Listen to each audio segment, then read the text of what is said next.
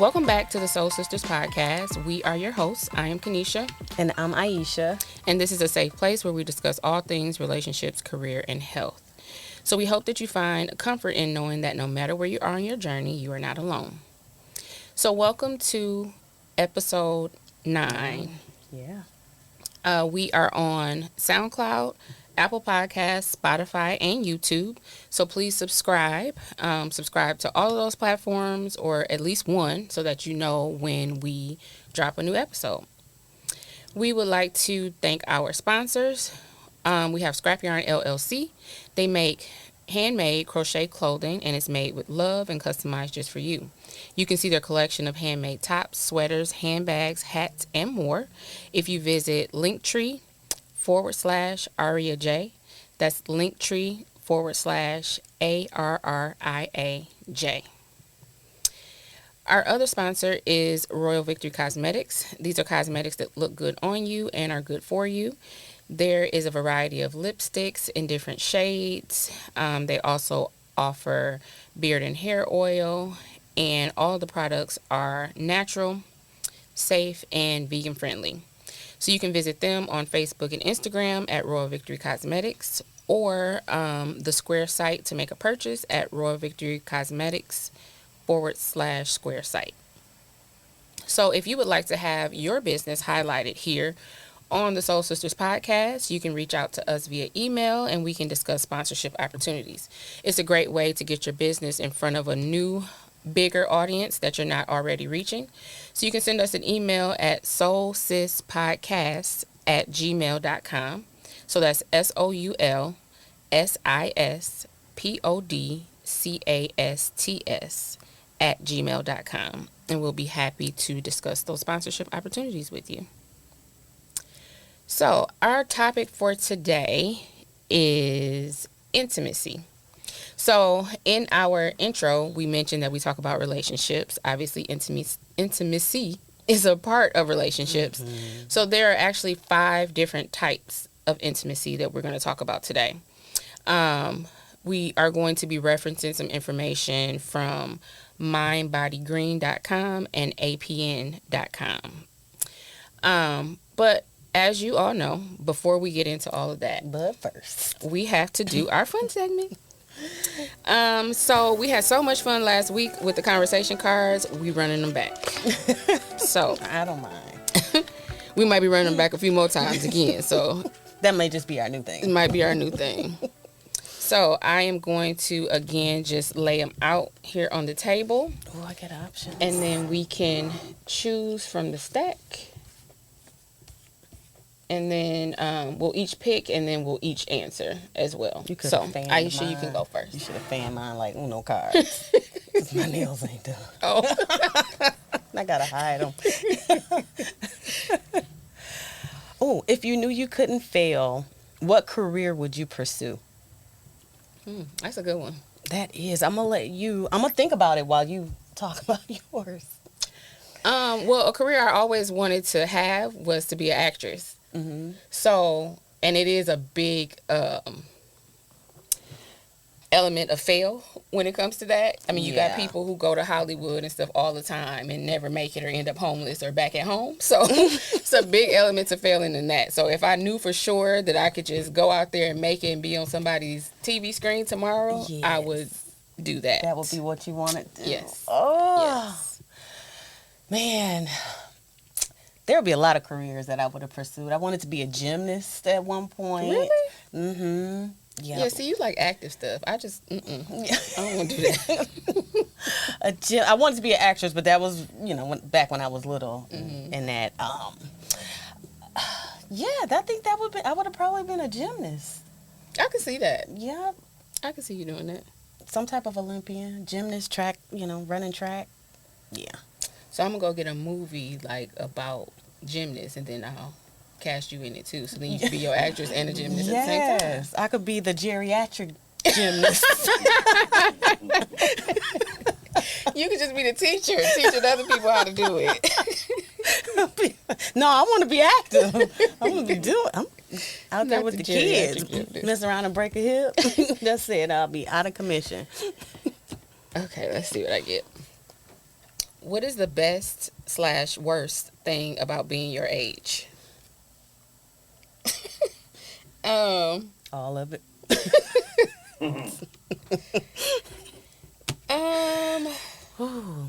the best thing is probably like the wisdom and the knowledge that you just get from being older. I was actually just thinking about this on the way here. Like, sometimes I wish I was younger, but I knew the stuff that I know now. And I said, actually, I wouldn't want to know everything I know now because I wouldn't have no fun. Like, the fun I have now is not the fun that I wanted to have, that I would have wanted to have when I was younger. Yep. So, the wisdom and the knowledge and the ability to like set boundaries now and not care so much what people think and just, you know, that growth is good about being the age that I am now. Yeah. The worst thing is stuff don't be working right. My hip be hurting. My hip was hurt earlier today. I'm like, what? Why? That stuff don't be working right. Yeah.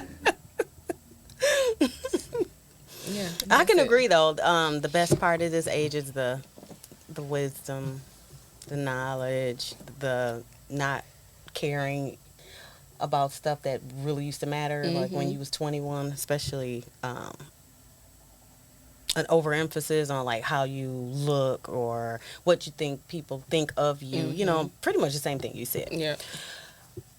Yeah, the worst thing, yeah, you just can't move like you used to at this age. You cannot. But you know what? I think the best thing too, that you have a lot more freedom at this age than you do, because you don't allow certain things to restrict you as much as you did in your 20s. You know, another worst part of it is that you ain't got as much time as you used to have when you was younger. So it's like some of the things that you didn't get a chance to do, either you're just not going to do them or you need to hurry up and do them because time is ticking. It is. Yeah, I think that just that wisdom and that knowledge and yeah, for sure. Having older kids now. For sure, that too. Even though mine not fully older, but I was gonna grab it for you since you said your next. Girl, hurry up. She told me do it fast. Let's not look at the nails. If you could pick your own name, what would it be? I don't think that's a fair question. Why? Be a lot of them. Mine would be something without Isha on it. Whatever it could be. I used to like Natalie or something real like even, like it could go either way kind of a thing. Okay. Like what? Like I definitely wouldn't be a Isha. Yeah. I didn't like my name at first either because of the Ishas. Yeah. But I never thought about like what I would want my name to be. What else? I'm like, this is it. Right. You got what you got. That's it. But the crazy part is I don't have a middle name. So I'm just first name, last name. I have one and it's, I don't say it's terrible. My mama might be mad. It's not something that you would choose to go by. No, it's not. So I'm going to just stick with this Isha name because the middle one, that's worse. So no. But, one name, and I really wanted to name one of my girls, which I wanted to really name one of my girls, was Aubrey. I thought it was Aubrey. So cute, and it went in line with the A names with me and my girls. But somebody on their dad's side name was Aubrey, so I couldn't steal it. Yes, you could. It was like their great-granddad. You could have been like, I'm naming him after junior. you. And then he had a junior. He had a third, and then it was the fourth. And I was like, oh. Okay, that might be too many. Yeah. But yeah, that's a cute name. But yeah. Anything, without anything that. without, yeah. Yeah. But no, when Aisha came out, the song by Another Bad Creation. Yeah. You didn't like that, or you did? Yes. Oh, okay. I had taped it, on VHS, right. And I just rewound and played it every day. I was like, that's me. Coolest name. What happened to them? Who knows? That That's was so probably crazy how people just come out and sing a song and then be gone. I those. ain't never heard nothing about them ever again. No, those one hit wonders. That Yeah. was it. No, they had like another I song was gonna say, after what else? that, They did have something. but I don't, must not have been that significant because I don't Right. remember I don't what it remember was, either. or it was that long ago. Probably a little bit of both. Okay. Last one. Ideally, how do you like to spend your birthday? Ooh, since they're both coming up, They are. ideally out of the country somewhere for me, traveling.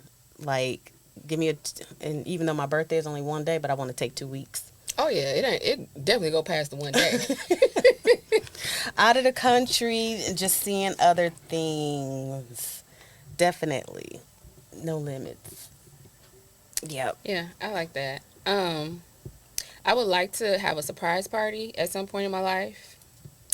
But ideally, how I like to spend it and how I normally spend it is I usually have like time with my family one day, like usually on my birthday or like the day before or whatever. And then I usually go out of town, out of the country, whatever, Yeah. which is the same plan for this year. Yep. Same here. Yeah, and we'll have to talk about that in our next episode. Yes. So everybody had to tune in because we'll be talking about traveling. Yeah, what are our travel plans this summer coming up? Summer and fall. Yep. I try to travel all year round, but yeah, that'd be nice. So let's hop into our Right. topic of intimacy. Yes. So, as I said before, we're going to be talking about 5 different types of intimacy. So those 5 are emotional, intellectual, experiential, spiritual, and physical. So, similar to love languages, I think it's 5 of those too, right? Mm-hmm. Yeah, the 5 Yeah. love languages. Similar to those, I believe we all have a intimacy level too that matches with us, and probably more than one. Because with the love languages, I think I have more than one that I feel like applies to me. Yeah. Yeah. I think most of us do. Yeah. So, as far as when you think of intimacy, I think most people automatically think about physical intimacy. Yep. And some people probably think that's the only one that it is. So, hopefully, y'all learn something today, knowing that there's 5. It's not just the one. So, it's not just that. It's not just the physical. There's many more factors to building and sustaining an intimate relationship. And even with that physical intimacy, there's different intimacies within Right. that. Yep. Yep. You We'll talk know? about that too. Yep. How it's different ones. So, as far as a definition, so really simply, intimacy is the degree of closeness and a bond that exists between you and your partner. And I mean, I think most of these probably do relate to like a romantic relationship. Mm-hmm. But we talked about before, like on the friendship one.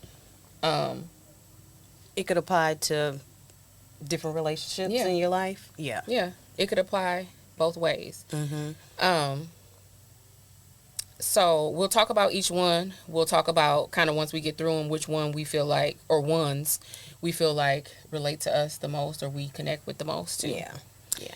So the first one being emotional intimacy is the degree to which you and your partner are willing and able to connect on a deep and meaningful level. So those emotions and feelings is more than just saying how you feel, but it requires trust and the willingness to be open and vulnerable and expressing your deep thoughts, feelings, and needs. So we talked about before how we like to be deep. That's kind of where these conversation cards came from, of asking those deep questions and being able to have those conversations. So that's obviously important Yeah. in a I mean, but you romantic gotta have relationship be for sure. willing to be open. You said, but you also gotta be willing to be a little uncomfortable because it could be The scary. vulnerable part of it, yeah. Yeah, and just that. I mean, you feel that physical discomfort sometimes when you talk about those emotions. Period. You know, emotional intimacy, but it applies to, like you said, not only just romantic relationships, but friendships as well. Can you be emotionally intimate with yourself? This is just a question. I'm not trying to be funny. I don't know. I mean, Or is that emotional intelligence? Yeah, because I think to be intimate, you have to have an exchange. Okay. So if you exchange a little too much with yourself, that might be a problem. So maybe it's emotional I don't know, or intelligence. is it a problem? Might not be a problem for some of us, but okay. So some examples of that would be, so if you're in a relationship and you're able to have a long and tender conversation about what you want out of the relationship. Again, and that's what we talked about in the friendship episode, how it crosses over so much, because we talked about what we need out of our friendship relationship too. Yep. Same thing. They're saying to make that known about what you need about the relationship, and you're able to do it even though it feels a little scary because you don't maybe not know what you're going to get from the other person. You're able to engage in that conversation and then, hear what the other person has to say, and then be able to feel even closer afterwards to be able to try and understand what each person is saying. So that's just one example. Another one is, say the woman in the relationship comes home from a stressful day. She's able to talk about her feelings, about her job, her coworkers. It's always somebody at work you got a story about. Yeah. And to know you can come home and tell somebody about it, and they're going to listen and actually try and help you process and like validate your emotions. So that's a form of emotional intimacy as well. Here it says feeling safe, expressing. I think that is really, really key. Yeah, the trust aspect. You have to have that. Yeah, and if you don't feel safe to be able to express yourself or to be vulnerable, then it's really hard to have those intimate moments or that intimate connection. Because you're guarded, right? Well, okay, right. And when you think about, it has to get to that point, obviously, but you definitely want to aim for that in a relationship, because you can be guarded with anybody. You don't want to have to be guarded in a a relationship with somebody that you care about. So that's a level of intimacy that I think we all should probably aim for at some point in all relationships. So the next one is intellectual intimacy. So kind of the definition of that is the comfort in communicating beliefs and viewpoints without worrying about the potential that the conflict might create. So each person in the relationship has the freedom to think for themselves, believe that their opinions are valued, and still, instead of feeling the pressure to agree with the other person. So some examples of that are you having a conversation, and it's somewhat of a debate about the importance of, say, education. And you're disagreeing, but you're able to have that conversation and hear each other out and kind of be able to understand the rationality behind each point without feeling like you have to change your point to agree with me, or that you have to change your point to agree with the other person. So even in this one too, the people sometimes even enjoy the back and forth of it. So that's the intimacy of it, the fact that we don't see the exact same way. I like to be able to hear your different aspect and give mine and kind of go back and forth on the different reasonings as to why. Yeah. So people like thrive off of that in having the different intellectual thoughts or capacities. They like feed off of each other. Yeah. And it's like disagree. It's kind of challenging in a way, though. Yeah, I don't know if I would like that much. Not that I want you to just be agreeable with everything I say, but I also don't want to have a debate every time we talk. But being able to articulate and just like express yourself, and how you're feeling, or intellectually, without knowing that this is not going to turn into a heated argument. Right, and have it be understood, even if it's still not agreed with. I can still understand you and disagree. So yeah.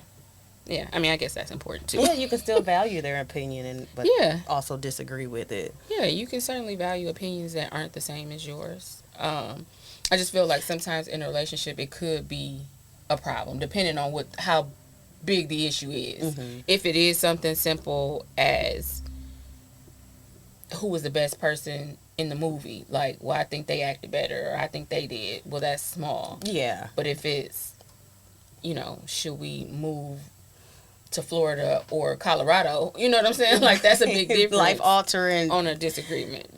Life altering, yeah. Like, on here, one of the examples that they have on here is a couple read and discusses a book together. Mm-hmm.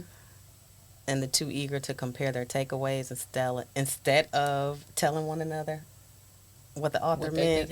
I think that can fall under the category of both intellectual intimacy and emotional intimacy. Just having that, being in, reading with each other and just discussing that, it falls up under both categories. I think it can fall under experiential too. Now that's something new to me. Let's talk about that. And that's the one I think that I relate to the most. I like the emotional one too, because I do like, that deep side of it. So this one is experiences. So shared experiences that can lead to inside jokes or private memories that intensify the connection. So the act of teamwork and moving together towards a common goal while creating an experience. Okay, so experience intimacy. That's something new. That's something I never apply intimacy to. Like, I love that kind of stuff. So some of these examples I put, these are my own examples. These are ones that apply to you. But I think about it now, like maybe, candlelit dinner, that's an experience. Or, a really nice picnic. Or, going out on a boat and just, the two of you. Or whatever that experience is. And I even think you have picnic in the park here. I do. Okay, but even so, those examples, so I'll go through those. But also, like, back to the inside jokes and private memories. So to have something that only y'all know, like, you can be somewhere and it's like you said, it's like an insider. You know what I'm saying? Only we know it. Like, that's cute. I love that kind of stuff. So some of the examples I put, so say cooking a joint meal, one prepares the entree, one makes the dessert or the side. So we are teamwork to come up with this meal that obviously we're going to eat together. So the picnic one you mentioned, like having a picnic in the park, and then someone is responsible for planning the day. So like what park we go to, the games we going to play or whatever. And then the other person like pack the picnic basket with the snacks and the food and all of that. This is a big one for me. So visiting another city or a place, mainly a city or a country somewhere that neither person has been to before, and being able to experience that together for the first time. Yeah, I love that. First time experiences is nice. And even something small like going to a restaurant or eating a certain food together, like you both tasting it for the first time, or you can have that first time memory together with that person. Yep. Like I love creating like experiences and memories. New memories, yeah. But that you can share with the person. So that's probably my favorite one. Like I said, the emotional one too, but that one is so deep. Like sometimes you just want to have fun. Like let's just go on a trip and look at some new stuff together. Yeah. So yeah. So that next one. Oh wait, and then I forgot I had another example. I put purchasing a home together, but it could really be anything. So just think of something. I was trying to think of something big, right? And say like you don't have the money. I'm saying so you save up, like y'all save up for it together. That's stressful. Take and that during the time of saving up, you can like help push each other. Like you be like, I want to go shopping. Like no, remember we gotta save for this. You know what I'm saying? Like you work it together, and then you get to it, and you like, look what we did. Okay, that's cute in theory, but that's not intimacy.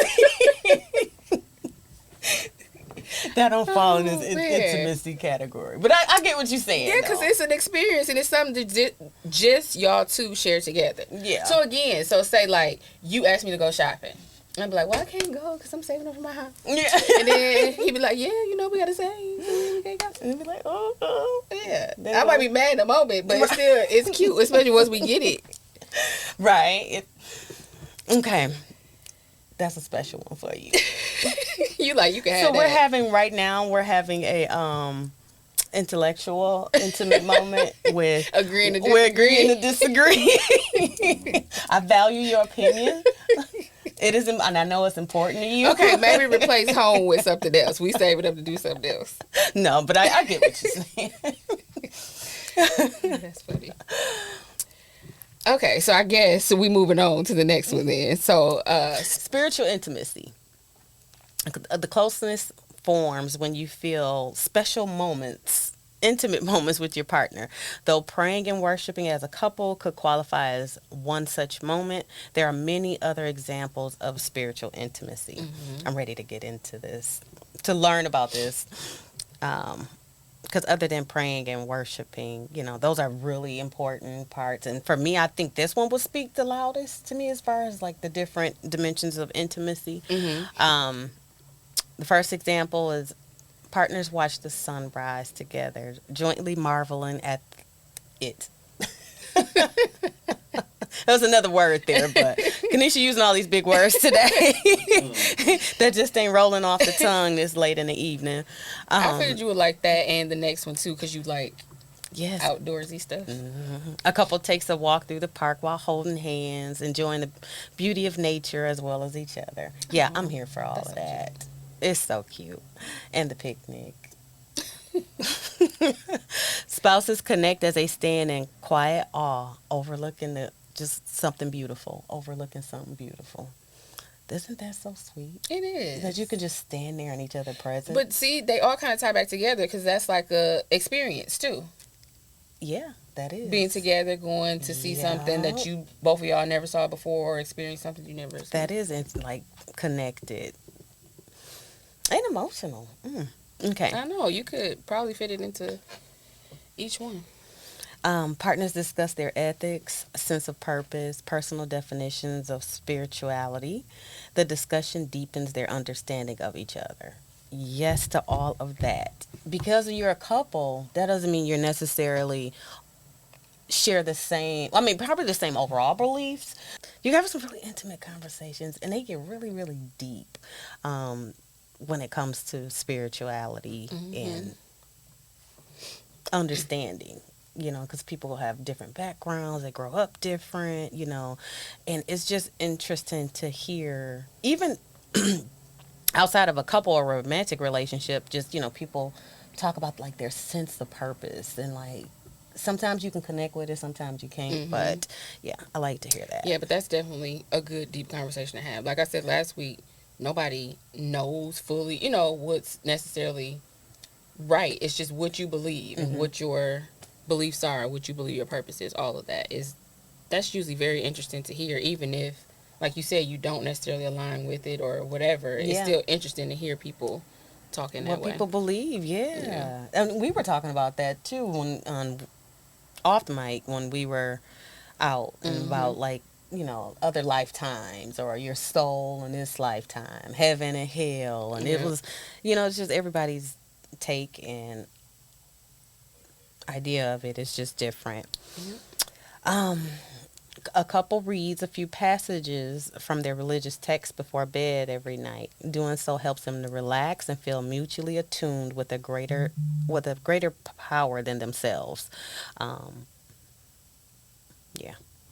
So we going into physical intimacy. Kind of saved that for last because, like I said in the beginning, most people think that's the only one. So hopefully, in listening to all the ones before this, you all were able to learn something.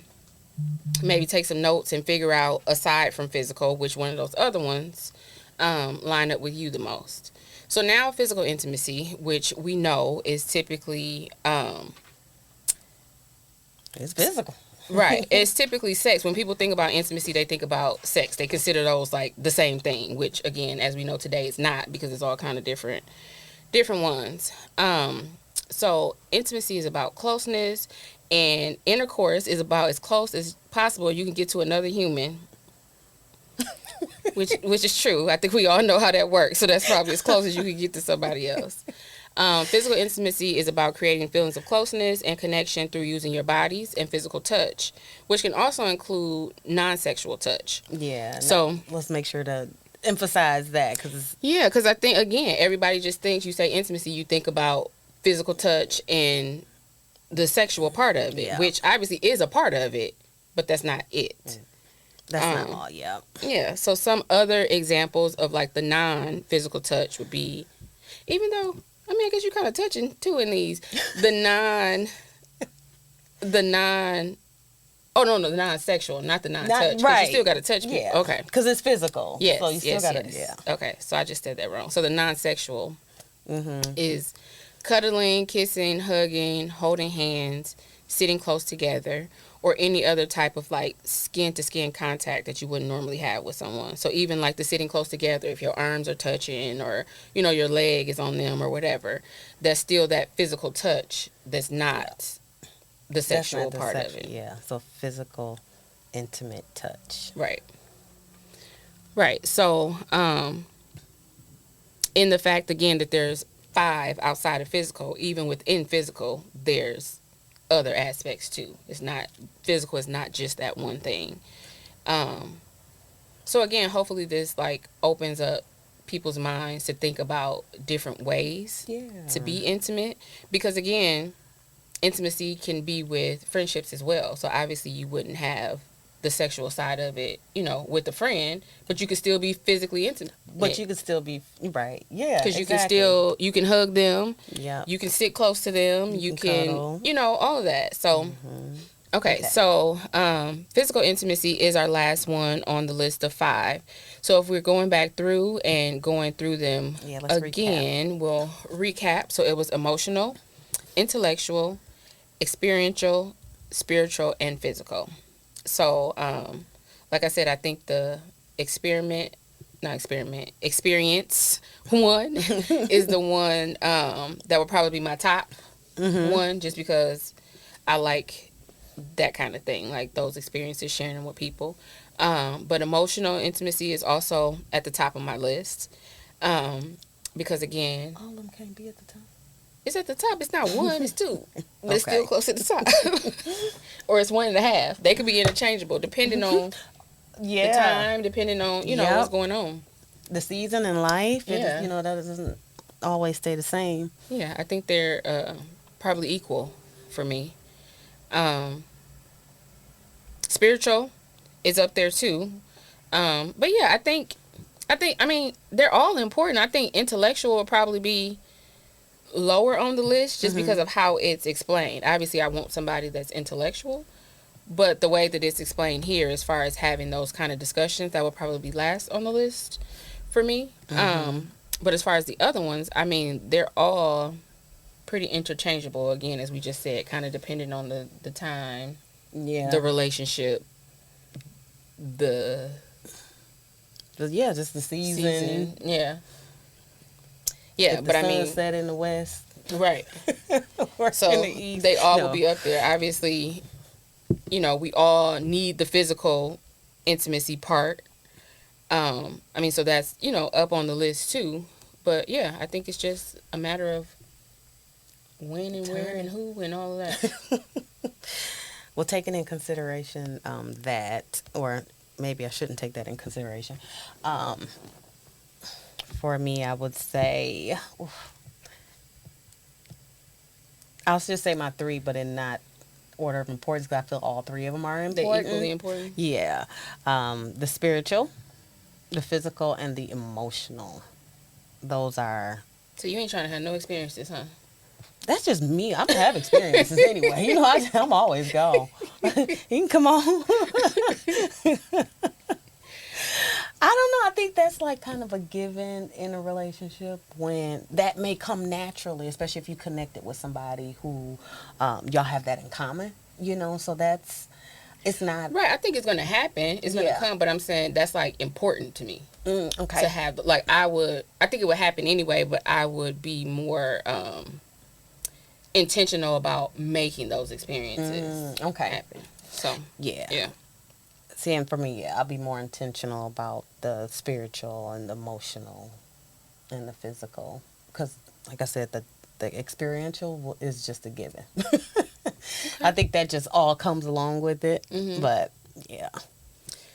All So this right. was So something, a lot to think about. I never thought about the different domains of, or the different categories of intimacy. right. And then, those were some really good examples that you provided.